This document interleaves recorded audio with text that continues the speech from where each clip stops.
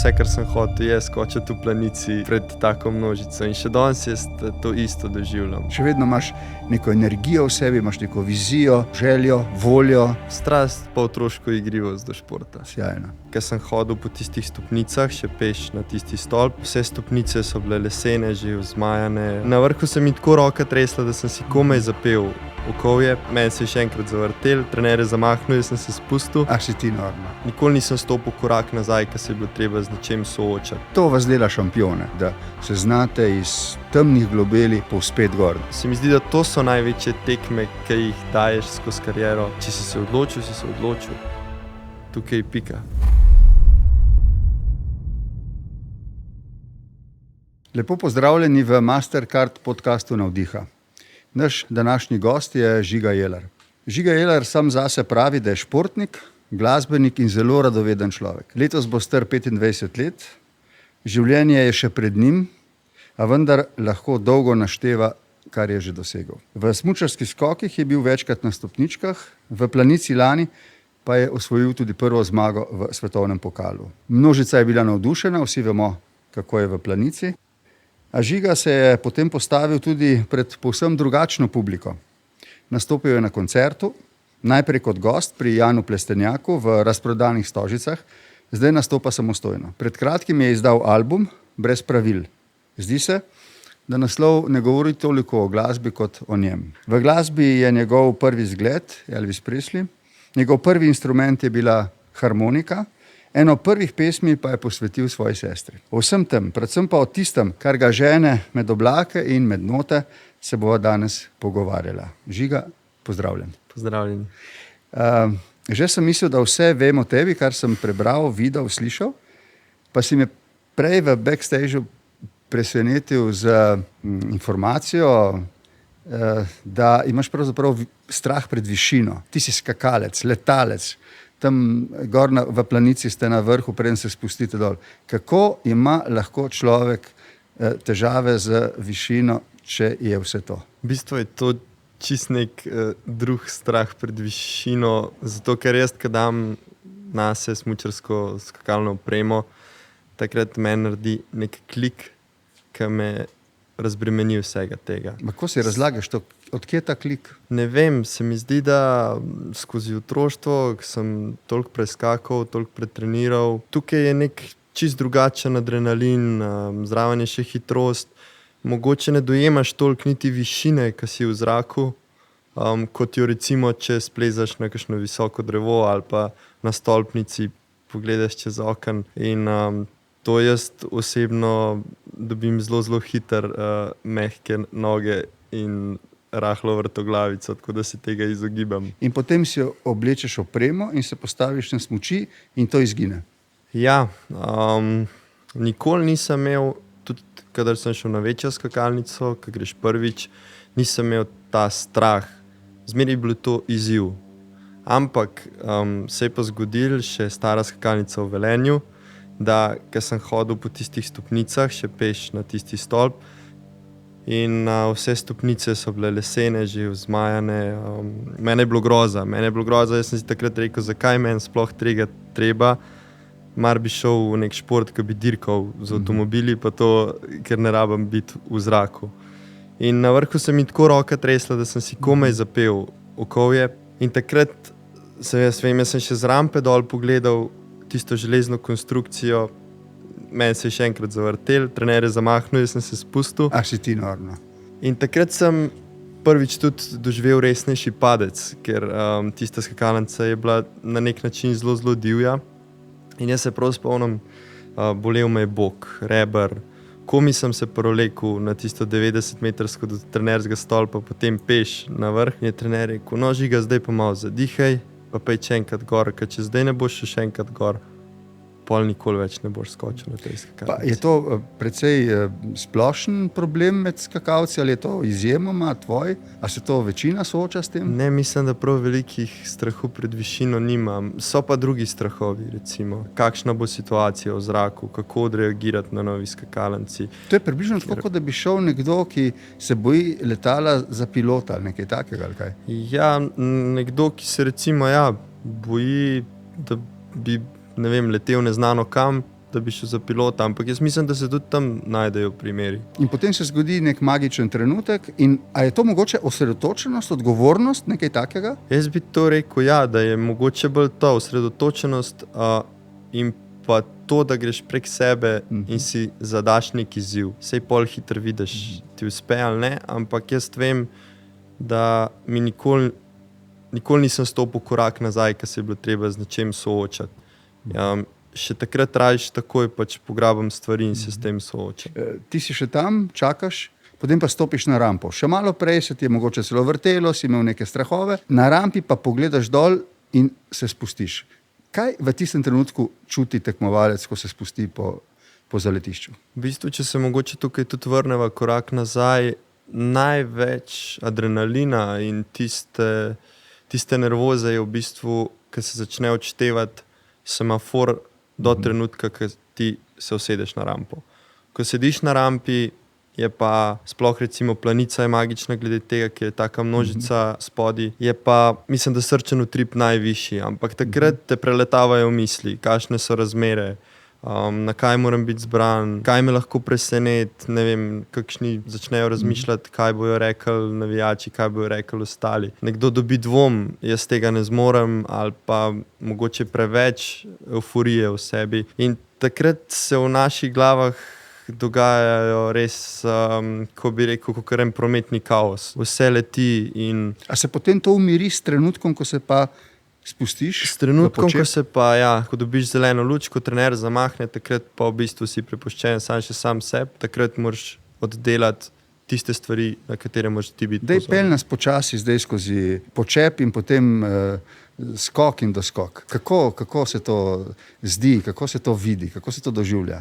Ja, v bistvu s trenutkom, ko se ti odženeš od zaletne rampe, si najprej pozoren na to, da se boš čim prej spravil v počep, ki je zate najbolj udoben in pa še vedno uravnotežen, zato da boš lahko ob vsej hitrosti in silah zvozil prvi radius. Ko ti prideš do prvega radiusa, ko se začne ta strmina ravnati proti mizi, tam že veš, da si mogoče na napačni poti ali pa na pravi. In mi skakalci že po naletu vemo... To je odvisno od počepa. Ja, že po naletu včasih vemo, ok, tole se nam pa na vse šlo, čeprav po televiziji tega noben ne vidi, ampak začnete mogoče malo kipati naprej, vleči nazaj in takrat ti že nisi več uravnoteženo v nogah. Potem pa ja, pride tisti rob mize in predvsem tisti, ki imajo v osnovi težave s točnostjo, so najbolj pozorni na to, ok, zdaj ne smem zamuditi ali pa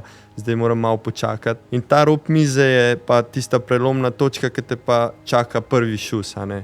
A bodo smučke prišle tako, kot morajo, čim prej se spraviti v čim boljšo aerodinamično pozicijo. Pol pa ja, včasih je tako, zdaj vedno nižje hitrosti so, tehnika gre naprej in ti nekako skozi višino leta, čez hrbtišče, vidiš približno, kako bi šlo. Ampak glih zato so pa letalnice izziv, ker tam pa tega ne moreš vedeti. Tam je pa ponavadi tako, da se pri 160, 170, 180 metrih zaletiš kot v en zid. Takrat pridejo smučke močne in ravno to letalce recimo definira od skakalcev, ker v tisti fazi moraš leteti mečkan že nadol, zato da te lahko spet vzgon dvigne. Ampak vi kar nekaj časa, zlasti letalci, ne, doživljate ta pogled, karkoli že je, ne vem koliko ga mi boš povedal, ko se pred vami recimo odpre Planica, z nami, tam je spodaj 30-40 tisoč ljudi, ki vpijejo, mahajo zastavami. Kaj ti od tega vidiš? Prvo, kot vidiš čez hrbtišče, so prve črte in v bistvu se nekako glede na črte orientiraš, koliko približno bo šlo, ampak te črte letijo ob uspešnem skoku nenormalno hitro. Kaj pa slabši skok, pa loviš vsako črto nadaljno. In v bistvu ogromno je šumenja, ampak mislim, da nam zelo hitro mine, no, saj meni, zato ker ves čas nekaj popravljam, pozicijo po zraku, probam pospeševati, se probam zapirati, zato da me bo še bolj nekako olekal, ker idealna skakalna figura je v bistvu krilo aviona, ne. Debelejši sprednji konec, potem pa v tako kapsulo. In čim bolj se probaš temu približati in najde tiste občutke in upa, da te mogoče od spodaj čaka še kakšen vzgonski veter, zato da se lahko pol poveseliš. Iščeš veter med jadranjem? Ali Samo pozicijo. Samo pozicijo. z rokami to popravljaš? Ali Ne, s a v smučmi? bistvu vse se dela z nogami, z rokami samo probaš čim bolj sproščeno in nekako, da ne izgubljaš zraka, da ne gre mimo tebe. No, Takrat da ne si padeš. 100% osredotočen. Ja. Do skoka. Ja, takrat niti ne veš, kaj se okoli tebe dogaja. Tisti viden spektr imaš, tiste črte, recimo 20-30 metrov videnega pola pred sabo in to je to. In tudi nobenega ne slišiš do momenta, ko se čisto ustaviš. Ker so to take hitrosti, da je toliko šumenja. Ampak ko se ustaviš v planici tam med 10.000, ki ti ploskajo, žvižgajo, so navdušeni, kakšni občutki te prevevajo? No, to so občutki, zaradi katerih sem jaz sploh začel skakati. In jaz nikoli, že kot majhen, verjetno, če bi vprašali moje starše ali pa kdorkoli, bi oni rekli, da sem vse, kar sem hotel, je skočiti v planici pred tako množico. In še danes jaz to isto doživljam. No, povej nam malo, kako je izgledala tvoja pot od prvih zamisli ali pa sanj do teh velikanskih uspehov. Jaz, odkar pomnim, sem bil na smučkah. Zelo veliko sem bil aktiven, niso me zanimale igrice, take stvari. In čez poletje je žoga, kolo, čez zimo razne aktivnosti, tek na smučkah. Za hišo sem delal tiste majhne kucle, da sem bil kot Robert Kranjec in podobni. Kdo so bili tvoji vzorniki takrat? Robert Kranjec me je v bistvu predvsem s svojimi letalskimi sposobnostmi navdušil. No, tako da, ja. Oprosti, ko pa izgleda pol, ko ga srečaš, svoj idol, vzor in tako naprej? Prvič so vedno tiste velike oči, usta do tal in samo občuduješ, pol sploh če dobiš kakšno avtogram, kartico, številko. Potem pa odraščaš in skozi bolj si vpet tudi ti zraven. In pol že pride do tega, da se tudi s svojim vzornikom včasih Koliko si bil skregaš. star, ko si prvič skočil? Prav na pravi skakalnici sem bil 5 let. 5 let. Ja, ampak mislim, da na smučkah sem pa stal že pri dobrih 3. In takrat si začel potem se ukvarjati s... Ja, v bistvu od mojega zelo dobrega prijatelja, ki sva skupaj začela, pokojni oče je v bistvu samo poklical takrat mojega očeta in je rekel, ali jih vpišemo. In od momenta, ko sem bil vpisan, nisem niti razmišljal, da bi prekinil kariero. No, vedno mi je bila neka igra, izziv, seveda pridejo te težki trenutki, ki bi tudi kaj, mislim, bi tiste smuči razžagal. Kaj drugega, ja. Ampak starši so mi vedno govorili, da na dolgi rok pride uspeh, da ga ne smem izsiljevati. Čeprav rezultatov ni bilo, je to včasih težko, sploh kot otroku dopovedati. In kdaj je bil nek prelom recimo v tej linearni rasti, recimo, ne? Kje si začutil, da pa si mogoče več kot lahko povprečen, da lahko zmagaš? Kdaj si pomislil na to? In to ne samo v otroški ali mladinski kategoriji, ampak da lahko zmaguješ na resnih tekmah. Jaz bi rekel, da zame prvi večji prelomen trenutek je bil tam nekje ob vstopu v srednjo šolo, 15-16 let. Tam so se začeli kazati prvi dobri skoki, da sem bil mogoče lahko na slovenskem pokalu med top 3. Jaz do takrat ne vem, če sem osvojil za eno roko, da bi naštel pokalov ali pa medalj. In mene je to toliko grizel, jaz sem si to toliko Ker želel. nisi? Ja, ker nisem. In res sem si želel stopiti na najvišjo stopničko in biti zmagovalec. In ne vem, ne bom pozabil tudi kakšnih stavkov, ko so rekli, pa dobro, ta slovenski pokal, ampak meni je bila to takrat velika nagrada. In s tistim momentom sem si rekel, ne bo ostalo samo pri slovenskem pokalu, ampak bojo enkrat pač tudi mene gledali v hrbet svetovna konkurenca. Da si prvič čutil z nekim naslovom, z nekim prvenstvom zadoščenje, je bilo kdaj? Koliko si bil star? To je bilo pa pri mojih 18-19 letih, ko smo postali mladinski svetovni prvaki v Salt Lake Cityju.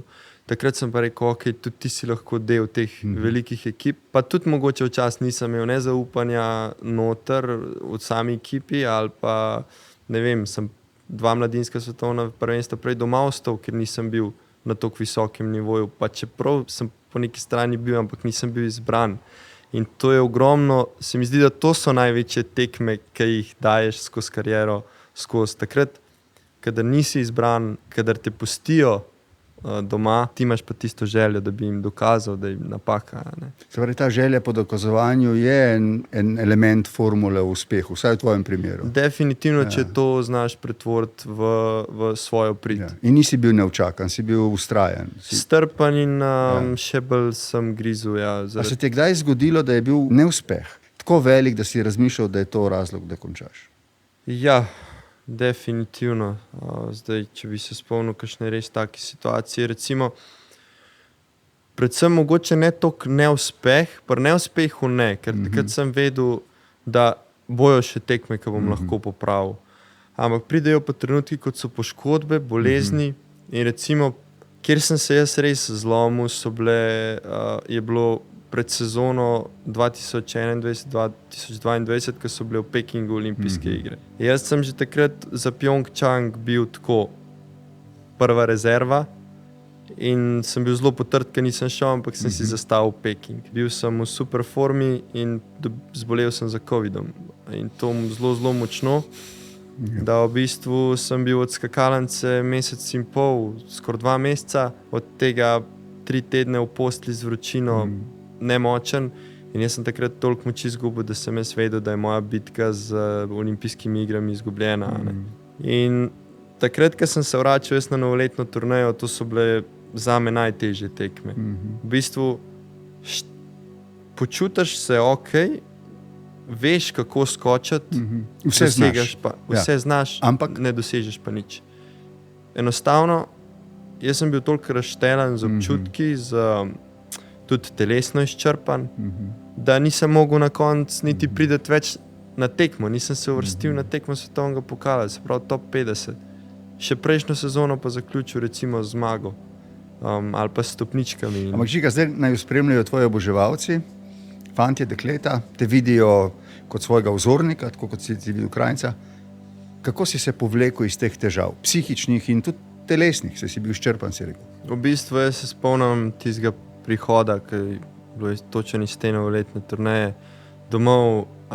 Jaz nisem hotel sploh z nobenim komunicirati od smučarskih skokov, ker sem bil toliko globoko razočaran, pa po en stran sem zgleda še vedno imel en upanje, čeprav sem skoraj pol zime zamudil, da na nek način se pa mogoče še zmeraj lahko prebijem v tisto ekipo. Te govorijo o Pekingu. Pekingu, v ekipo za olimpijske igre.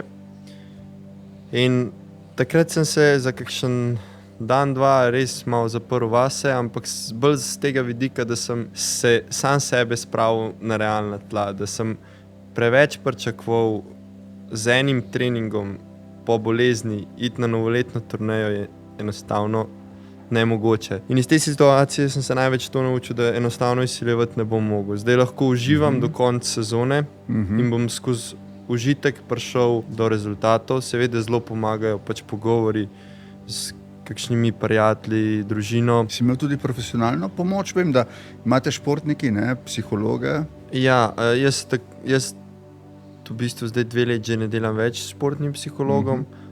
Seveda imamo na stand-byju, če bi rabil, ker če bi res potreboval, bi se obrnil na to pomoč, ker to se meni zdi en v redu element, ki ti lahko veliko pripomore k doseganju ciljev. Tukaj pa tako, jaz sem se takrat, kot sem rekel, zaprl malo vase, ampak sem pa v bistvu uspel napisati meni najbolj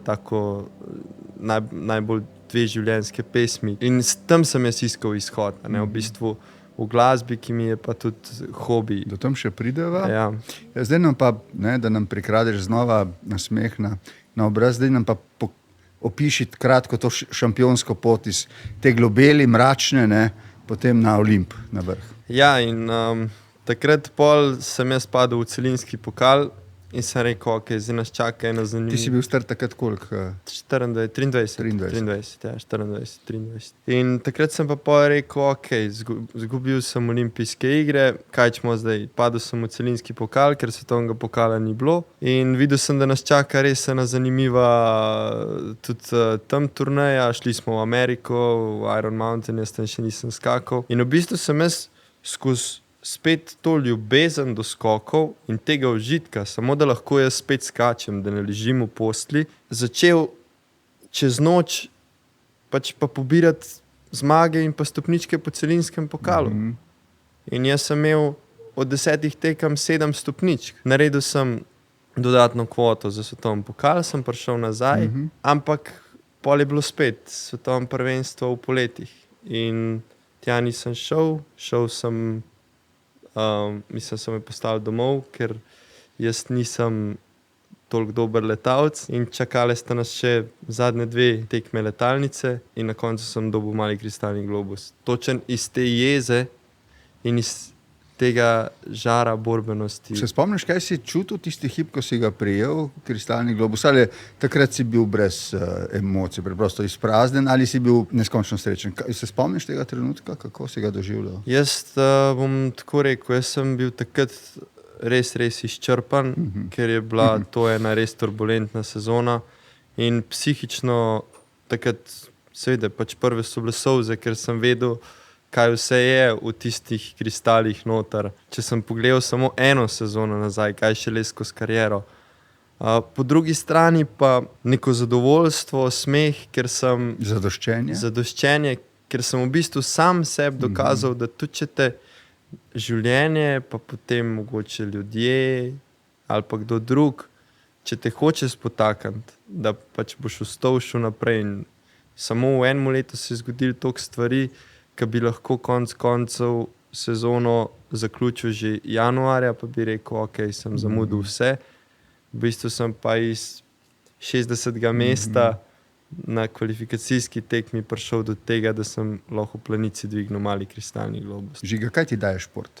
Šport je v bistvu, če se vrnem nazaj kot otroku, ti da red, disciplino, predvsem zelo dobro socializacijo, ker niti en fant v ekipi ni enak, trenerji so različni in vsakodnevno spoznavaš tudi toliko novih ljudi in se moraš hitro prilagajati. Tudi, ko greš v hotelsko sobo z nekom, oni določijo oziroma kakorkoli, tudi če se malo med sabo zmeniš, če ti nekdo bolj, ti še vedno ne veš, kako pa je on realno 24 ur na dan, kako on funkcionira. In tam se s temi izzivi začneš spoznavati in pol vidiš, da rabiš prilagodljivost, razumevanje sočloveka, zakaj nekdo včasih tudi v jezi odreagira na kakšno situacijo. Mene je šport naučil to največ, da začneš poslušati druge, v bistvu mu pomagati, v bistvu res neko širino tudi v kulturah.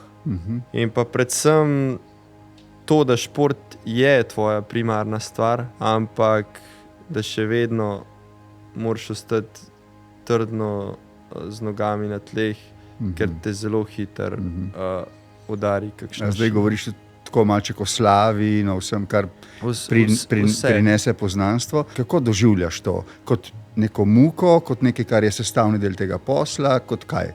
Ti je všeč, ti ni všeč? Jaz to zelo težko komentiram, bi mogoče mogel biti kakšen sogovornik, ker jaz sem zelo rad med ljudmi. Mislim, da imamo tukaj skupno točko.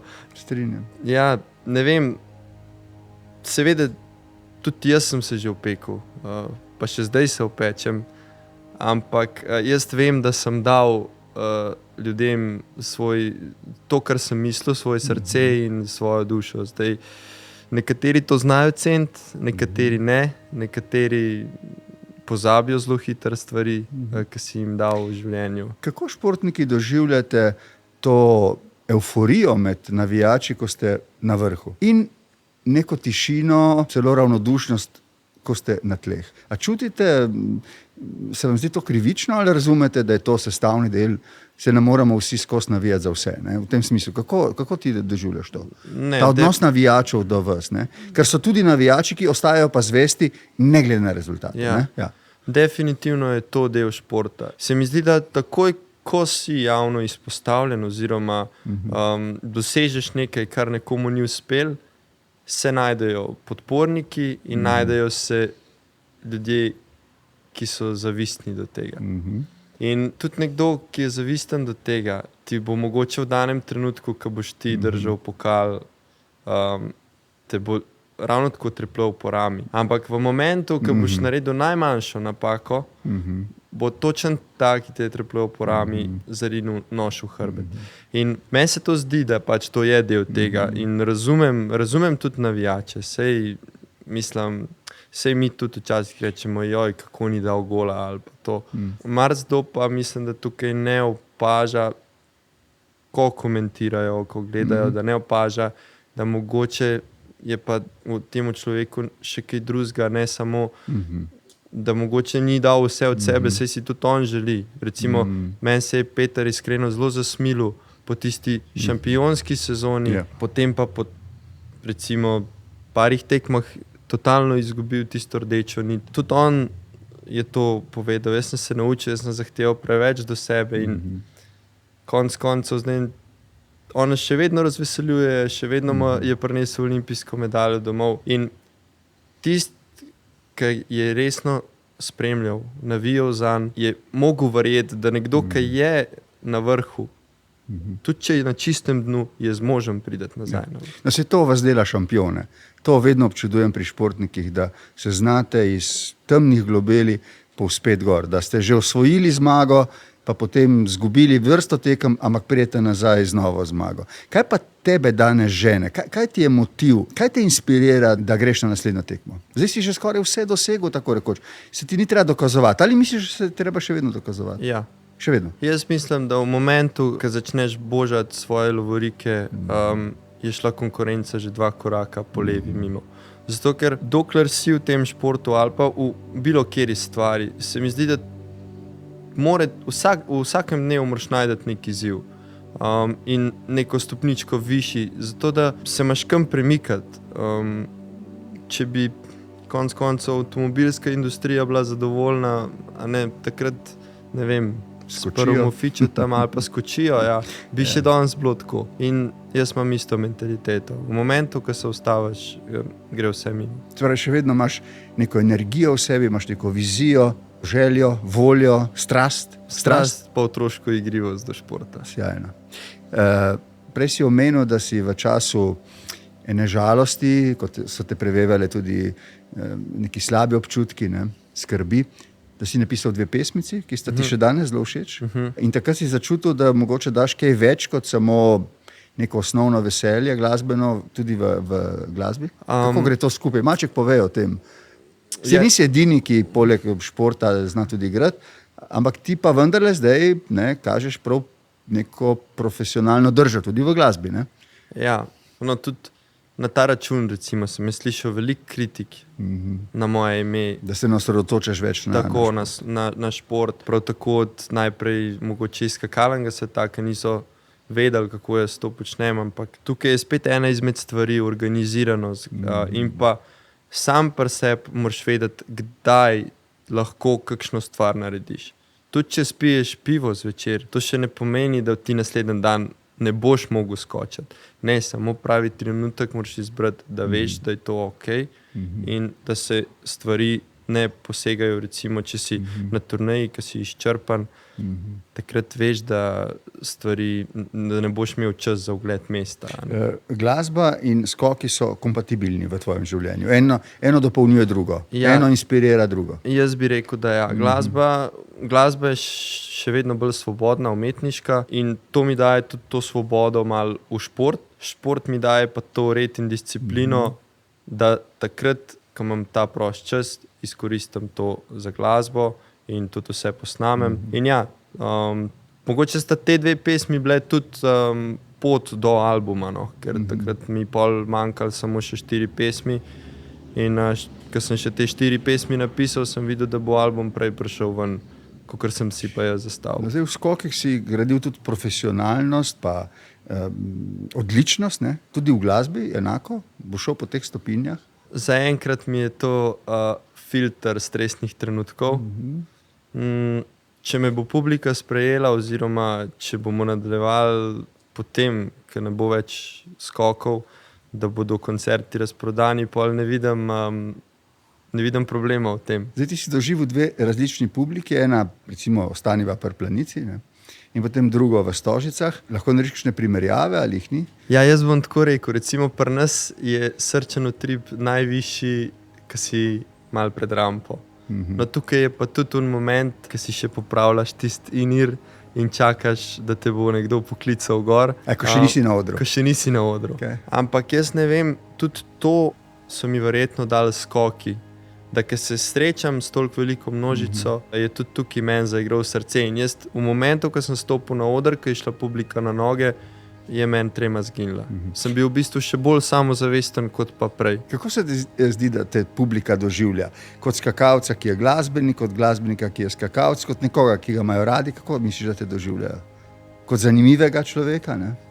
Kar si gotovo, zelo atraktiven sogovornik. Jaz upam predvsem, da kot Žiga. Jaz si v življenju želim samo to, da bojo mene poznali kot Žiga. Zato sem tudi toliko odprt, lahko govorim o marsičem, z vsakim z veseljem poklepetam in to je to, kar bom pa pustil v športu, v glasbi, ne bojo pa samo moja priznanja ob imenu in priimku. V športu se bo prej slej zaradi starosti in drugih okoliščin karijera končala, ne? V glasbi pa ne nujno, ne? Tam bi lahko naredil še veliko več, ne? Nek talent imaš, še se na to ne spoznam, ampak zdi se, da so vsa vrata odprta. Kam bi šel, če bi bila vsa do konca odprta? Do kje bi šel? Zdaj, Elvis Presley je tvoj vzornik. Ja. Kaj ti je na njem tako všeč? V bistvu njegova podoba oziroma sama osebnost mi je bila zelo zanimiva. Si ogledal zadnji film? Ravno to sem mislil vprašati. Sem. Ja. In ravno to, a ne. On se je uprl v bistvu skozi glasbo sistemu. Ti si upornik, bi rekel? Pa na nek način tudi mogoče.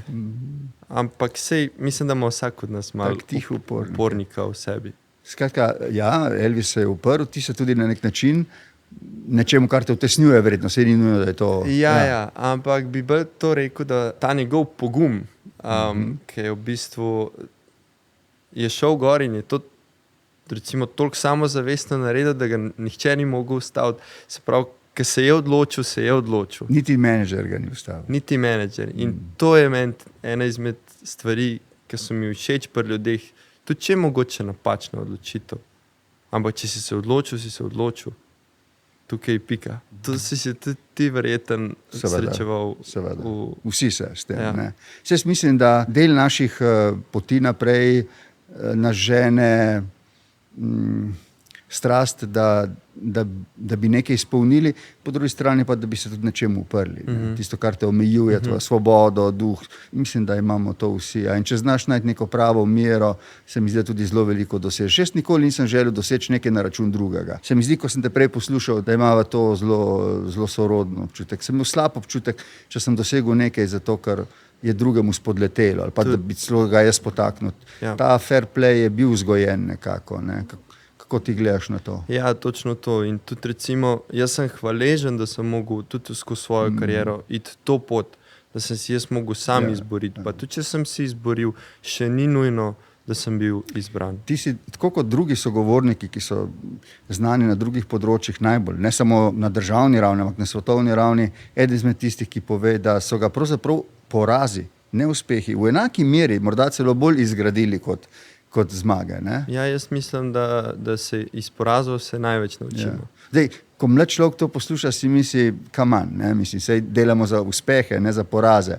Ne bom zdaj delal poraze, to sem kaj naučil, ampak in tudi težko je, ne? Ampak mislim, da treba to vedno ponavljati, ker se mi zdi, da v tej vzgoji premalo pozornosti posvečamo temu, da bi ljudi znali naučiti zmagami, pa tudi z problemi, v katerih so se znašli. Ja, in se mi zdi, da od problemov nasploh, tako v športu, tako v življenju, je še vedno, ne vem, zakaj se tako bojimo od teh stvari govoriti. Zmeraj napelje debata na neke super stvari, ampak se mi zdi, da vsi, ki so vključeni v ta pogovor, ali pa mogoče v situacijo, se pa več naučijo iz slabe, če so pripravljeni gledati in poslušati. Ti ob tem, da nadaljuješ sjajno športno kariero, da začenjaš na nek način glasbeno, pa seveda dokončuješ tudi, ne? Mislim, da kaj športnega marketinga, Management v športu.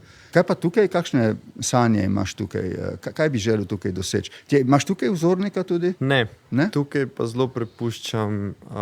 Kakšen menedžer, ne vem, Ronalda ali kaj takega? Ne. Ker oni Kakšen imajo agent? toliko denarja opraviti. Ne, Kakšno poslanstvo vidiš kot športni menedžer, recimo? predvsem to, da se ne okoriščaš, to, kar si že prej rekel, na račun tekmovalcev, da jih ne pošlješ za vsako mero v boj na tekmo, kakorkoli, ker velike situacije, ki se tekmovalci zlomijo, imajo bolezenske težave in grejo v bistvu preko trupal jih dajejo v športe, samo zato, da prinašajo uspeh. Jaz bi pa rad nekako mlade generacije oziroma tiste mlajše, ki bodo mogoče nekdaj pod mojim okriljem naučil točno te stvari, da Da bo to naredilo za boljše ljudi. tako, da bo tudi zdrava mera vsega in da tudi če je poraz, pa če trikrat ne uspe, da še vedno mirno glavo, da bodo prišli te uspehi in pa tudi, da bodo imeli še kakšno stvar poleg, ne samo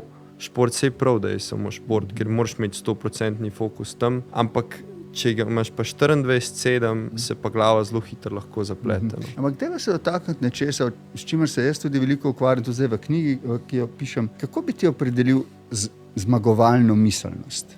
Kaj zate predstavlja zmagovalna miselnost? Pogosto rečemo, ne, ta športnik ima zmagovalno miselnost. Kaj to pomeni pri tebi? Zmagovalna miselnost je zame to, da v bistvu z momentom, ki se ti mogoče zbudiš vsako jutro, da imaš točno zastavljene cilje v nekem dnevu, mesecu, letu in da jih probaš 100% ali 110 realizirati in potem analizirati, kaj si mogoče še naredil napake. Ker jaz vedno gledam po določenih ali odnosih, ali tekmah, treningih, kje je šlo narobe, ne kaj smo naredili dobro. Ker tisto kvaliteto, ki jo osvojiš, pa je dobra, jo potem imaš že v ritualu. Poglej, recimo v moji karieri je nekako tako, da dosežeš vendarle vrhunec, ko si že zelo odrasla osebnost. V športu praviloma ste pa mladi ljudje na vrhu zelo zgodaj. Kako se ti zdi, da večinoma, mogoče ti, doživljate ta stres, to odgovornost, vse te lepote tega, pa tudi seveda grde strani, ki so? Ne? Kako se ti zdi? So vendarle mladi ljudje, ne? A morate na hitro odrasti, dozoreti? Vam je kaj zaradi tega prikrajšanega? Pa jaz bom rekel, da prikrajšan nisem bil nikoli zaradi športa. Jaz bi rekel, da je to privilegij, tudi slabe situacije so privilegij. Toliko se naučiš skozi samo kariero, skozi odnose, vse to, kar se odvija okoli, bi jaz rekel, da je privilegij, ker to tebe izpopolne. Zdaj, sigurno ja, smo že zelo zgodaj lahko na stopničkah, marsikdo naredi kakšno napako, so tudi slabe zgodbe, ampak tukaj se mi zdi, da je tudi zelo veliko vzgoja doma, predvsem pa ljudje, ki so okoli tebe. Ti se lahko zelo hitro tudi sam pustiš odvesti nekemu, ki ti bo pomagal, pa v bistvu te bo samo obral, ali pa probaš spoznati oziroma dobro odpreti oči pa videti, kakšni so njegovi nameni. Žiga, ko odpreš oči in pogledaš, imaš fene, recimo ostanem ja pri fenicah, ne, v športu in imaš fenice recimo kot glasbenik. Kaj se ti zdi, da naredi boljši vtis pri fenicah, šport ali glasba? Imaš kakšne izkušnje glede tega?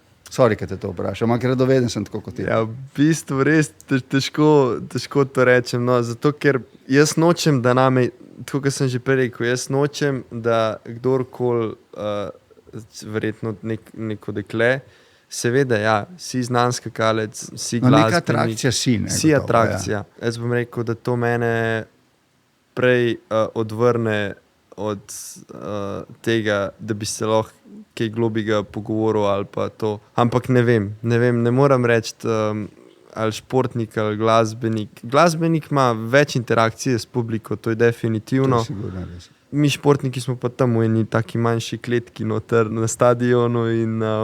Ampak na koncu se lihtko srečaš tam z navijači, ne vem. Težko bi ocenil. No. Četrt stoletja za tabo, to je vse malo, glede na to, kar si dosegel. Kakšne so tvoje velike želje za življenje zdaj? Zrelo življenje pred teboj, kaj bi rad dosegel, kako bi se rad izpolnil, kaj si želiš? Vem, da je to tako intimno vprašanje, tudi, ampak vendar ne. Jaz si želim to, da bi živel nekako na ta način, kot sem do zdaj, da bi spoznal nove ljudi, nove situacije, cenil te ljudi še vedno, ki jih imam in ki so mi dali nek pogled, neko vizijo ali pa mogoče pomagali priti do mojih izpolnjenih ciljev. Ne vem, res, jaz sem zelo tak človek, imam neke cilje, ampak zelo nerad pa rečem, ok, čez 10 let, 20 let bom pa jaz to počel. Še vedno se prepuščam toku in puščam vrata odprta na večjih področjih. Verjetno bo pa pol prišlo kakšno družinsko življenje, tisto leto po karieri 2 bi verjetno malo potoval, šel mogoče v kakšen res večji studio. V Združenih državah si že bil? Ja. V Nashvillu ali kje? V Nashvillu še ne, bil sem Chicago, New York, pa Salt Lake City. No. Amerika me ni toliko fascinirala, no, moram reči, ampak Nashville bom pa šel pogledati. Žiga, meni je bilo veliko veselje, upam, da gledalcem in gledalkam tudi, tako kot sem te napovedal, si se tudi izkazal kot ena zelo izdelana osebnost, radovedna tudi, ampak tudi odprta. In danes si nam veliko dal in zato si ti hvaležen, ti želim vse dobro. Najlepša hvala. Srečno, Žiga. Hvala. Mi pa se vidimo v naslednji izdaji Mastercard podcasta Navdiha. Srečno!